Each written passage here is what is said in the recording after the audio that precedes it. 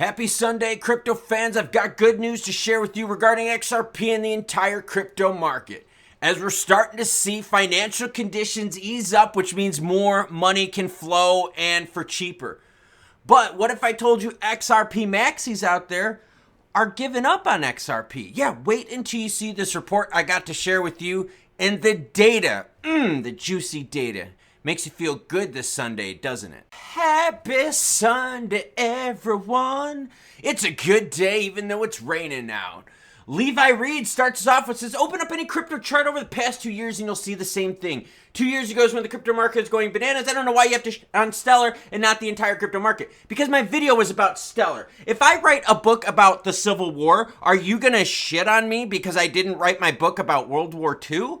I picked a subject and I wrote about it. Levi Reed says Ethereum chain has hundreds of scam coins and it's still second to Bitcoin. Stellar is a blockchain. SDF doesn't handpick these scam projects. Oh my gosh. Imagine crypto chains out there being like a vending machine, okay? You go to the vending machine and you're like, you know what? I want a snack pack. But what if I told you that 99% of the snacks in there, you would put your money in the machine and you wouldn't get your snack. It would just take your money.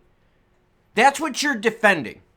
You're defending a product out there, publicly launched, and I personally believe that whoever creates the technology is responsible for it, especially when they publish it openly.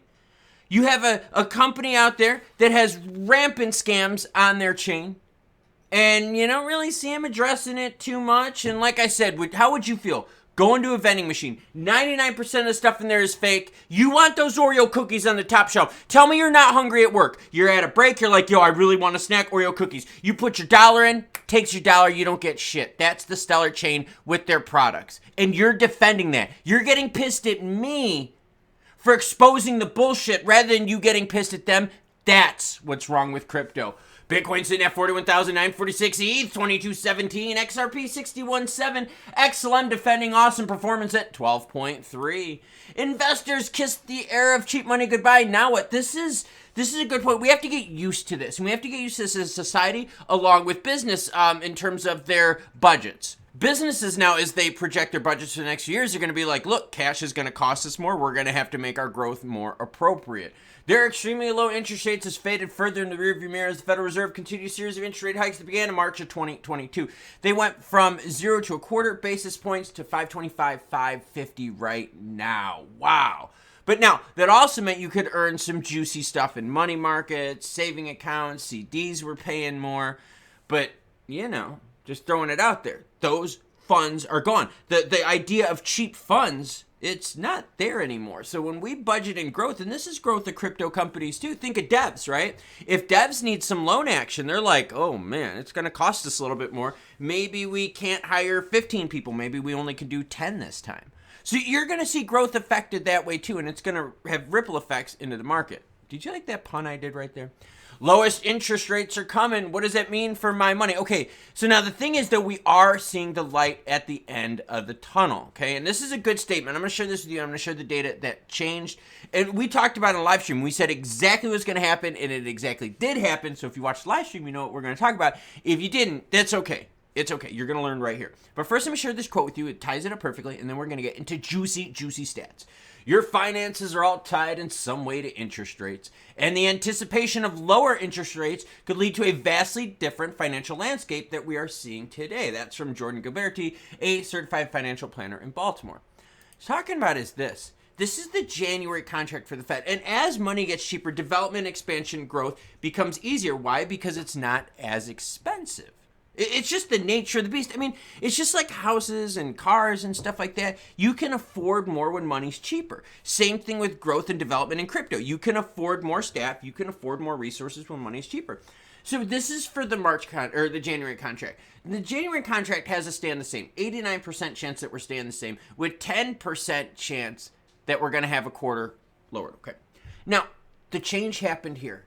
This was about 50-50. Before the Fed's meeting, and I did a video specifically on this saying, hey, I'm going to come back to this, and here's me holding my promise to you. I'm going to come back to this and show you how different the data is after the Fed meeting, and we're going to see if people are more bullish or bearish, and guess what? They are bullish, with 62% of people making money on this juicy action saying, in March, That is when the Fed is going to start lowering rates. And remember, before the meeting, it was about a 50-50 chance. So we have a lot less people now on the fence about, oh, you know what, we're going to be keeping it the same. In fact, 6.8% of people out there are saying, you know what, 2 rate decreases. Holy crap. Now you blow out a little bit further into May. Into May, we're looking at a 50% chance of having 2 rate decreases, only a 5.3% chance of rates staying the same. If rates stay the same through then, that's going to choke the market. That's overcooking it. You left the turkey in the oven. You did not baste it. You turned it to 450, and you were like, you know what? Let's just put some sparklers in there. Let's light some sparklers on there. Let's put a little bit of kerosene. Let's build some heat on it. And you just left the turkey in there and you cooked it. So really don't think that that's going to happen. But at least we have very, very good possibility of pricing in 1, if not 2, rate decreases.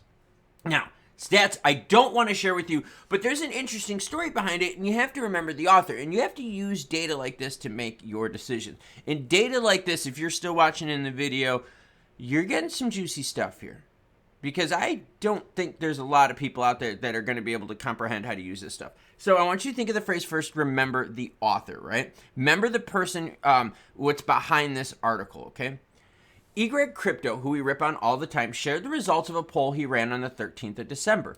He revealed that 56% of the 3,000 voters are frustrated with XRP's performance. I want you to think about that. So now, Greg Crypto, as much as douchebag and false news and all the stupid hype and hopium, think the people that watch his channel and vote in his polls are most likely super, super bullish on XRP. If they're sticking around with his crap and all the lies, they're deep into the XRP, okay? So you've got super, super bullish people out there on XRP voting in a poll, where more than half of them are frustrated with the performance. See, and that's why I brought this comment up earlier, where I have Levi Reed, who took enough time out of their day, and thank you, Levi, I leave the comments of hate and positivity up here as well, because I believe we shouldn't live in an echo chamber.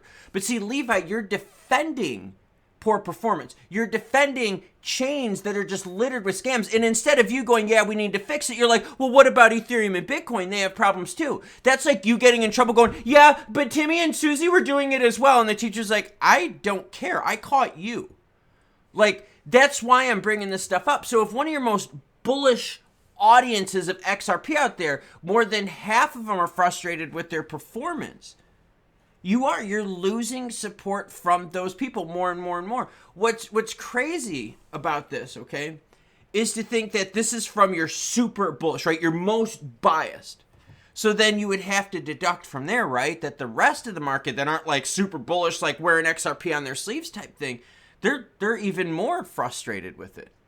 I did a poll regarding XLM, and the poll I did regarding XLM, and think I have a mostly positive XLM audience. Mine was about 60% of people were pissed at the performance of XLM.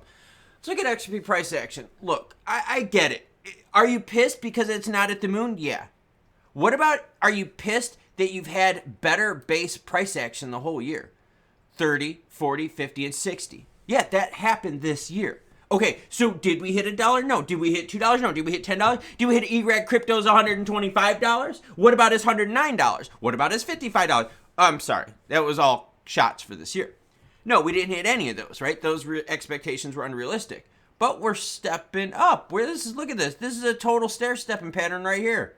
All right? You had a little Torres action, so you erased that, right? Because you saw that we didn't hold the Torres pump. It looks like you're right on the move. As the monetary conditions are improving, the base price of XRP is improving. We're not seeing the crazy historical moonshot action because, honestly, it's been way too much hype and way too much overpromising and under-delivering. But base floor is increasing. And if the base floor keeps increasing as the Fed and central banks across the globe start easing up on money flow, well, guess what, everyone? That leads to an even more and more performance for the floor of XRP. So this is definitely a tale of two stories. You've got growing frustration of XRP maxis on one side, with the market on the other side going, you know what, seriously, things are lightening up. Things are looking better. We see the light at the end of the tunnel. In fact, we've priced that base-wise in to the majority of our products over this last year. So it's very interesting to see that the market turning over. We're seeing the optimism. Guys, I've been the one to call it, saying, hey, crypto winter is over. It doesn't mean you still don't get bad storms in the spring, but crypto winter is over. We are seeing more and more base price action, right? The floor increasing. We're seeing more and more people out there in the finance world going, you know what? We might be good here. We might be good. Think Jerome Powell and the Fed and other central banks across the globe are going to be nice to us starting maybe the tail end of first quarter 2024. Dude, that's only like 3 months away. You know how freaking close that is? Now, does that mean moon time happens in 3 months? No, it just means, guess what? That valve gets turned even more. And based on what we've seen over this last year's worth of data, that would mean another increase in the floor price of XRP, with yet more increases coming because the market is forward-looking, and we're forward-looking to more juicy monetary action. That's what this has all been about. It's not the CBDCs in Palau or my dog messing up my lighting structure in here. No, it's about base money. How expensive is base money? How expensive is it to grow? How expensive is it to build? How expensive is it to run a business, to pay people? And it all has to do with interest rates tied to central banks across the globe. I get it. The maxis are pissed. Yeah. Their expectations are set too high. It's all about expectations versus reality. Every expectation I said at the beginning of this video has been met. And the reality is, if you like it, you should hit the subscribe button, probably the like button, notification bell. If you're cool with it, dude, I don't know, man. That's just you if you're cool with it. And check it out, too. I was thinking about maybe doing some live streams, maybe some fun ones here coming up soon. Let me know in the comments below what your thoughts are. Because, man, if you're watching the end of this video, you are definitely a fan, and I thank you for that. Have a great day.